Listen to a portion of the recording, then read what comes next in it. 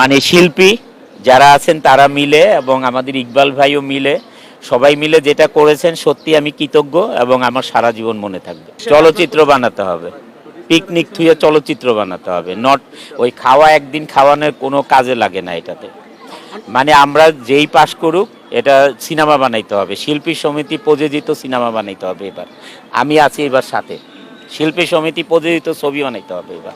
আসলে আমরা চাইবো যে যারাই আজকে পাশ করুক, সেটা মিশা ভাই বা মাহমুদ কলি ভাইয়া যেই পাশ করুক না কেন, আমরা চাইবো যে তারা যেন সবসময় শিল্পীদের পাশে থাকে। কারণ আমার কাছে একটা জিনিসই শুধু এখন মনে হচ্ছে যে কেন এখানে দুইটা দল, কেন একটা না, কেন সবাই এখানে অনেক রেসপেক্টেড কিন্তু পার্সন আছে শিল্পীদের মধ্যে, যারা তাদেরকে আসলে আমার মনে হয় একজনকে মেনে আমরা তাকেই শুধু প্রেসিডেন্ট বানিয়ে দিয়ে তাকেই আমরা আসলে ফলো করতে পারি। পরিবেশটা সুন্দর, ধাক্কাধাক্কি ছিল না। এটার কারণ হচ্ছে গেটে থেকে তো সবাইকে ঢুকতে দিচ্ছে না। বাট আমার কাছে এত কড়াকড়ি ভালো লাগে না। আমার কাছে মনে হয় যে সবাই তো শিল্পী, একটা শিল্পীকেই তো ভোট দিতে আসছি।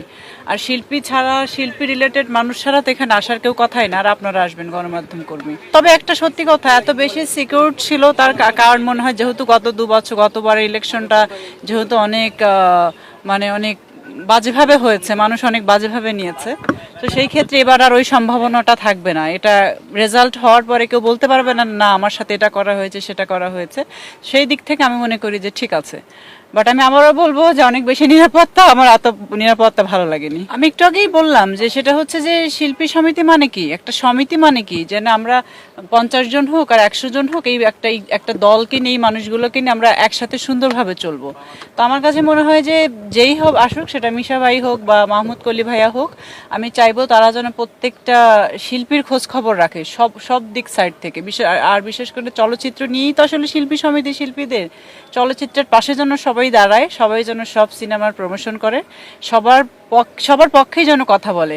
কারণ আমি একটা চেয়ার যখন হোল্ড করব তখন কিন্তু আমি একদিকে কথা বলতে পারবো না, আমাকে ইকুয়ালি কথা বলতে হবে। সো এই জিনিসগুলো আসলে ভেবেচিন্তে করা উচিত। আমি তুরস্কতে ছিলাম, আমি ইউটিউবে দেখলাম যে কেক কাটা হচ্ছে, অমিত হাসান ভাইয়া, ইকবাল ভাইয়া সবাই মিলে কেক কাটছে।